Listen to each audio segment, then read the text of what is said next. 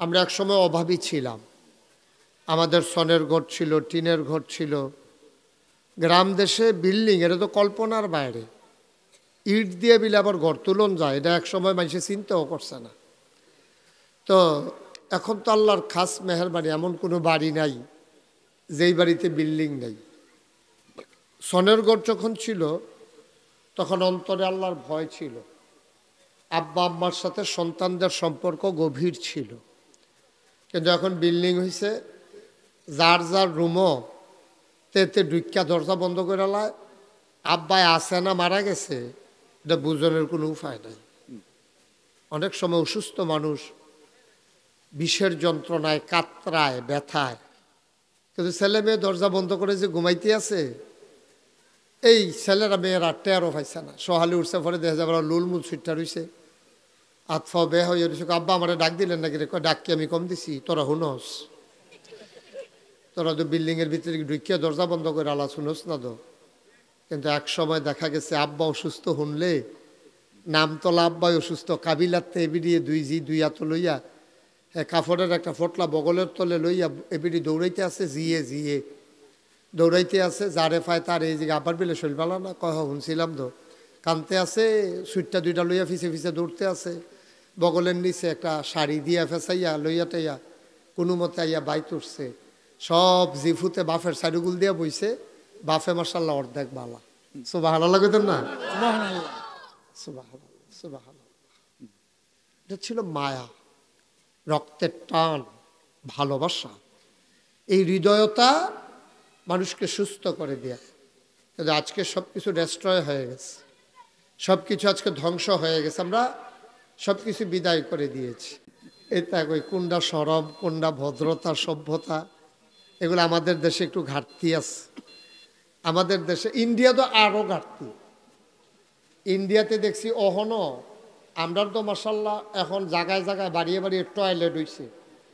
India দেখবেন অনেক জায়গায় টয়লেটও নাই। তারা হয় ঘরের ছাদও, না হইলে ফিসে দিয়া, না হইলে জঙ্গলও, না হইলে রাইতে, না হইলে কোদাল দিয়া, কূপ দিয়া, নানানভাবে কারবার সাইডে কোদাল দিয়া বড় একটা চাক্কা তুইলা কারবার, সেটা চাক্কাটা আবার হালাই দিয়া ইয়া করে। আমি নিজের চোখে দেখাইছি তো ইন্ডিয়াতে এই কারবার। আমাদের দেশে অনেক দিক দিয়ে আগাইতেছে, কিন্তু বেহায়াপনা, অশ্লীলতা একটু বাড়তেছে। আমাদের সামর্থ্য হচ্ছে শুরুতে আল্লাহর কাছে দয়া চাই, আপনাদের কাছে দোয়া চাই। আল্লাহ যেন আমার মুখ দিয়ে সেই কথাগুলো বের করে দেন যেগুলো আমার জন্য, আপনার জন্য দরকার। আল্লাহ যেন কবুল করে। সবাই পড়েন আমিন।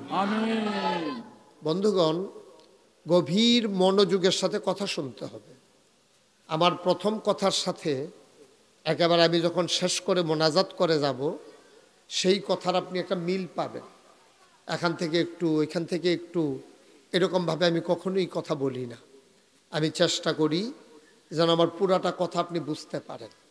আর আমি এই অনেক হুজুরে কইছে, আমি বুঝাই না হিসাবে মাশাল্লাহ ভালো।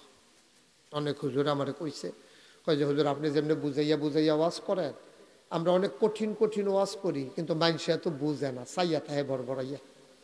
কিন্তু আপনার কথা যেইডে কন, যেমনে কন, এটা তারা বুঝে। আমি চেষ্টা করি, দরদ নিয়ে বলতে চেষ্টা করি। আমার একটা চিন্তা ছিল, আমি কথা বলবো যদি আমার শ্রোতারা নাই বুঝে, তো আমার এই কথাটা কোনের দামটা খেতে হাতে বেলা আমি ভাগ্য হত্যা রইলাম, এটা না বেলা আমি কথা কয়াম, আপনারা বুঝছেন না, তো এই কথার কোনো দাম আছে? কথা কন্যা দিয়ে দাম আছে না? কি কোন হুজুর দাম আছে? মুখে কইতেন না, দাম নাই। আমার কথা বুঝতে হবে, আপনারা এই বুঝাইয়া বলবো, চেষ্টা করব। তবে দয়া করে খরগোশের মতো কান খাড়া করে মাছের মতো নিষ্পলক নয়নে শুধু তাকাই থাকবেন আমার দিকে, ডাইনে বামে কোথাও তাকাবেন না। কই কি গেল আইলো এটা আপনার দরকার নেই। আপনি এখন মাহফিলও আছেন, বাড়ির তারা দরজা বন্ধ করুক, না হইলে আগ করাইয়া খুললারা হোক, গরু সুইটটা যাই হোক, ছাগলে ঘুমাইলাও, এটা আপনার দরকার নেই। আপনি এখন চুপ কইরা শুধু আপনি আপনার আল্লাহ সুবহানাল্লাহ বলবেন না? সুবহানাল্লাহ। এই সুবহানাল্লাহ ওয়াজ হইত না, সুবহানাল্লাহ কইতে হইবা আরো জোরে বলেন সুবহানাল্লাহ। বাচ্চাটার আদর করে বসাই দেন তো, বসো বাবা বসো, সোনামণি বর্ষ, হ্যাঁ হ্যাঁ। তো মানে কি বুঝছেন, তে যখন যাইতে পারছেন আপনি তো যাইতেন পারতেন না। এটা বুঝ হইছেন আপনারা? চাইয়েন কইলা তার মতো ফলায় যেমন যাইতে পারছেন, আর আপনি তো বুঝের মানুষে যাইবেন কেমনে? যারা মোবাইল ধরে রাখছেন তারা মোবাইল ফকাডল, ওই মোবাইল ফকাড। ইউটিউবের ভিতরে হাজার হাজার ওয়াজ আছে, আপনি কয়টা শুনবেন? শুনতে শুনতে শুনতে শুনতে একদিন বটুরে মরে যাবেন গা, ওয়াজ বাহির হইছে।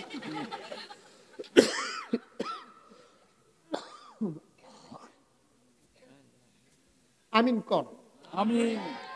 আমি যখন যেটা বলতে বলি আস্তে বলবেন না জোরে বলবেন? দুই একজন বলবেন না সবাই বলবেন? রাস্তায় যারা দাঁড়ায় রয়েছে তারা কি দাঁড়াই থাকবেন না ভিতরাইয়া পড়বে? আমিন জোরে বলেন আমিন। বন্ধুগণ, এই প্যান্ডেলে আমরা যারা আছি, কর্তৃপক্ষ যখন আমাদের দাওয়াত দিতে গেছে তখন আমি জিজ্ঞাসলাম মাহফিল করবেন কখনো? হুজুর আমরা মসজিদের সামনে বিরাট জায়গা, আমি বলি বিরাটটা আমি দেখতে আইছি, এই বিরাটই হইতো না। পরে কয় খ্যাত, তো তারা বুদ্ধি করে এখনও করছে, এখনও মাশাআল্লাহ লোকজন হইছে। তবে প্যান্ডেলের প্যাটার্নটা ভালো, যেমন এই জায়গাটায় অনেকটা জায়গা খাইয়া লাইছে। আবার তারার ক্যামেরার সিফাই সিফাই কিছু দেখা যায়, কিন্তু এই যে এই স্টেজটা ডিজাইন করতে গিয়া এখান দিয়ে কয়েক আধ জায়গা খাইয়া লাইছে। আপনারা যারা আছেন এই সাইডে দিয়ে যাব, বইলে আমারে দেখবেন, আমি এখান দিয়ে দেখা যায়, আমার এখান দিয়ে দেখা যায়। হ্যাঁ হ্যাঁ, এখান দিয়ে মাশাআল্লাহ, ঠিক আছে, আমিন কর। তো এবার খেয়াল, আমরা মূল আলোচনায় চলে যাই। কথায় কথায় আর একটা মিনিট সময় নষ্ট করতে চাই না। বন্ধুগণ, এই প্যান্ডেলে আমরা যারা আছি আমরা সবাই মানুষ। আমরা কি? এই মানুষ কে বানিয়েছে?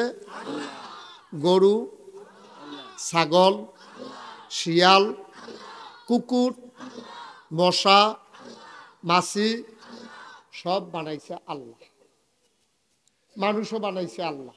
এই ব্যাপারে আমরা সবাইকে একমত? আচ্ছা, যেই আল্লাহ আমরা মানুষ বানাইলো, আচ্ছা এই আল্লাহ যদি আমরা কুকুর বানাইতো, ফাল্লনি হইলে বা কথা করে ফাল্লনি হই, আমরা যে কুকুর না বানাইয়া মানুষ বানাইছে, আমাদের জন্য কি দুর্ভাগ্য না সৌভাগ্য? সৌভাগ্য। আমরা কোনো জানতাম না আমরা কিতা বানাইব, তো বানাইছে দয়া করে আল্লাহ। তো আমরা কুত্তা বানাইলে পারতো, একটা মশা বানাইলে পারতো। বাচ্চারা অযথা বিরক্ত করো না, আল্লাহ আমরা মশা বানাইলে পারতো, মাছি বানাইলে পারতো, কিন্তু তিনি তো তা বানাইলেন না। শিয়াল কুকুরও তো বানাইলেন না, গরু ছাগলও তো বানাইলেন না। এই যে মানুষ বানাইলেন, আপনার যদি আল্লাহর শুকরিয়া আদায় করতেন, মনটায় কয় যে আল্লাহ কি দিয়া তোমার শুকরিয়া আদায় করতাম, কি কারণে তোমার প্রশংসা করতাম আমি, কি কারণে? আল্লাহ যদি কয় আরে ব্যাকল, তোরে যে শিয়াল কুকুর না বানাইয়া মানুষ বানাইছি, এর আর বড় কারণের কি দরকার আছে তোর? সুবহানাল্লাহ। আমি কুত্তা বানাইলে তুই কি করতি? কুত্তা তো আমিই বানাইছি, কুত্তার তো কোনো অভিযোগ নাই, কুকুরের তো কোনো অভিযোগ নাই। কুত্তারে কুত্তা বানাইছি, তোরে মানুষ বানাইছি, তারপরেও তুই কস কি এর লিগে শুকরিয়া আদায় করবি? আমি মাঝে মাঝে খুব চিন্তা করি, আমি মুশতাক ফৈজি, আল্লাহ যদি আমার একটা গরু বানাইতো, তা আমি তো এই নামতলা মাহফিল করতাম, আয়াম দূরের কথা, আমার কোনো কাবিলা বাজারও ব্যস্ত আনলো না। আমরা এগুলো তো বাজার আছে, এখানে কোনো ব্যস্ত আনলো নইলে আয়াম তো দূরের কথা। মুসলমান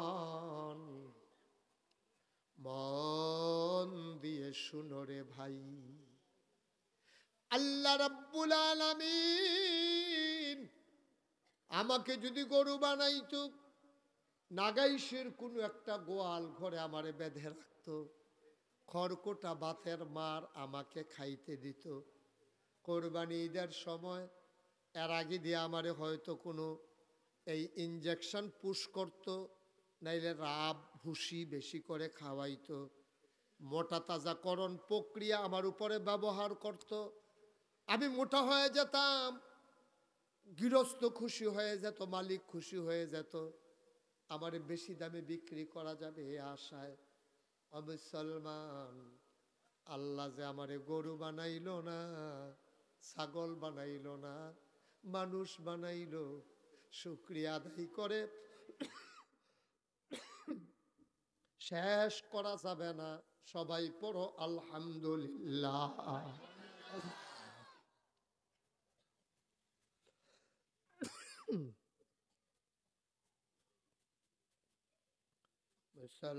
মুসলমান, গরু তো ভালো জিনিস। আল্লাহ যদি আমার কুকুর বানাইতো, আমি রাস্তায় রাস্তায় ঘুরতাম, সুযোগ পাইলে মানুষের ঘরে ঢুকে খাবারের ভিতরে মুখ লাগাই দিতাম। মানুষ ধরে আমারে পিটাইতো, খিদার জ্বালায় আমি বেহায়ার মতো গিয়া আবার দরজায় দাঁড়িয়ে থাকতাম। কোনো একটা খাবার হোটেলের সামনে গিয়ে আমি দাঁড়াতাম, এক মুঠো জুটা কাটার আশায় যদি একটু দেয় খাবো, তারা আমারে দূর দূর ছাই ছাই করে তাড়িয়ে দিত। বেহায়ার মতো আমি আবার গিয়ে দাঁড়াতাম। দুষ্ট ছেলেরা বুদ্ধি করে গরম পানি করে আমার গায়ে ঢেলে দিত, আমার গা জলসে যেত, আমার পিঠ পুড়ে যেত। আমার আল্লাহ তাও করলেন না, দয়া করে আমাকে মানুষ বানাইলেন। পড়ো আলহামদুলিল্লাহ।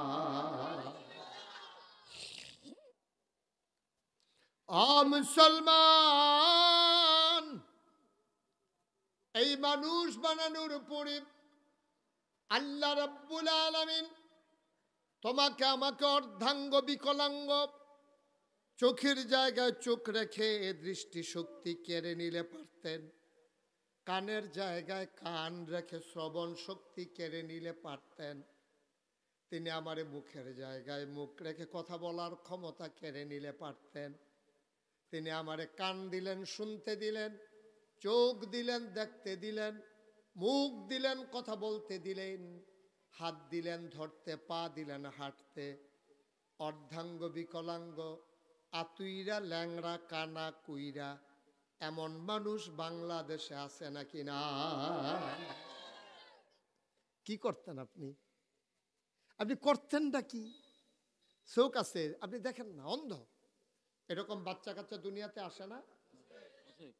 আপনি যদি ওইটা হইয়া যাইতেন, আপনি যে রঙের ঘোড়া দৌড়ান, আপনি যে তামাশা করেন চোখে চাইয়া চাইয়া, আপনি যে চোখে চাইয়া চাইয়া আপনি যে গোনার কাজটি করতে আছে, আল্লাহ যদি কয় তোরে চোখ দিছি দেখে না, এরকম কত মানুষ আমি অন্ধ বানাই রাখছি।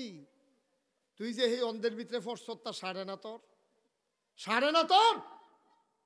এটা একটু রেখে দেন, ফিক্সড করে, ফিক্সড করে রেখে আপনি সরে যান। জি, একেবারে ফিক্সড করে দেন, নড়াচড়া করে আপনি ওয়াজ শোনা দরকার আছে। যারা মাহফিল করে তারা হুনন লাগতো না, আমি কোনো কিতাবও পাইছি না এরকম, বুঝলাম। আর এদিকে এসে বসেন যেন আমারে দেখা যায়। আমিন কর। এখন যে অবস্থা আছে মাহফিলটা এটা রাখবা। কলিজার টুকরা যুবকেরা, তোমাদের উপর এটা দায়িত্ব। ছোট বাচ্চারা দুষ্টামি করতে লইলে বুঝাইয়া কইবা, ইশারা দিবা। যদি দেখো যে কথা শুনে না, অন্যতম করবা, কোনো আওয়াজ দিতে দেবা না। তিন পতন নিস্তব্ধতার মাঝে কথা হবে। সব মাহফিল এক মাহফিল না। আমরা এখানে কোনো বাজার বসাইতে আসি নাই, আমরা এখানে কোনো মেলার জন্য আসি নাই। আমরা দিনের কিছু কথা নিয়ে শুনতে এসেছি, যেন অনুভূতি জাগিয়ে নিয়ে আল্লাহর প্রতি আনুগত্য প্রদর্শন করে বাকি জিন্দেগিটা যেন আমরা মৃত্যুর পূর্ব মুহূর্ত পর্যন্ত আনুগত্যের মাঝেই কাটাইতে পারি। আল্লাহ যেন তৌফিক দান করে। সবাই পড়ো আমিন। আমার আল্লাহ অন্ধ বানাইলে পারতো নাকি পারতো না? হাতের জায়গায় হাত থেকে লোলা বানাই দিলে পারতো নাকি পারতো না? আমারে ল্যাংড়া বানাইলে পারতো না? তা তো করলেন না তিনি। আমাকে পরিপূর্ণ মানুষ বানাইলেন, সুস্থ সবল একটা মানুষ বানাইলেন। কেমনে শুকরিয়া আদায় করবা? চলো সবাই মিলে পড়ি আলহামদুলিল্লাহ। শুধু কি তাই? এক নম্বরে মানুষ বানালো, 2 নম্বরে পরিপূর্ণ সুস্থ মানুষ বানালো, 3 নম্বর আমার হিন্দুর ঘরে জন্ম দিলেও পারতেন, ইহুদির ঘরে জন্ম দিলে পারতেন, বৌদ্ধের ঘরে জন্ম দিলে পারতেন, খ্রিস্টানের ঘরে জন্ম দিলে পারতেন, পার্সি, জৈন, কত উপজাতি, খাসিয়া, চাকমা, কোনো উপজাতির মাঝে কোনো ধর্মগোত্রের বর্ণের মানুষের কাছে না পাঠাইয়া মুসলমান আব্বা আম্মার ঘরে আল্লাহ জন্ম দিলেন। কোন শুকরিয়া আদায় করবা? পড়ো সবাই আলহামদুলিল্লাহ।